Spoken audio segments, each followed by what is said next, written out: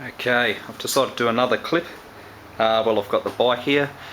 Again, it's a KLR650 model, 30,000 on the clock. There's one thing a little while ago I actually did. Put it up on stands, I removed the rear wheel. What I found out, or I think I read somewhere on the net, was the rear swing arm bolt. Some of these other bolts were prone to rusting and they weren't well greased.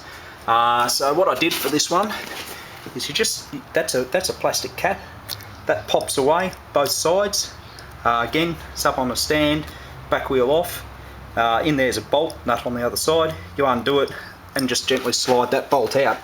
Now what you do once the bolt's out, put grease on your finger, run it in there, grease that, clean the bolt.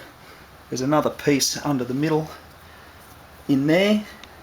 That will just drop away slightly, and you can also grease that. I didn't pull the whole thing apart in one go. I then slid the bolt back in, just sat the nut on the other side, and then I proceeded to do this bolt. Same again, grease, came up, did this bolt, and then finally I did the bottom of the suspension bolt. Then I put all the bolts back on and I torqued them up to their settings. I don't actually have the torque settings, I wrote them down and of course I've lost them. But that's probably a big one, because when I pulled this bolt out especially, it actually had quite a lot of surface rust on the bolt and there was very little grease in the bearings through this section. So yeah, it probably pays to have a look at that one.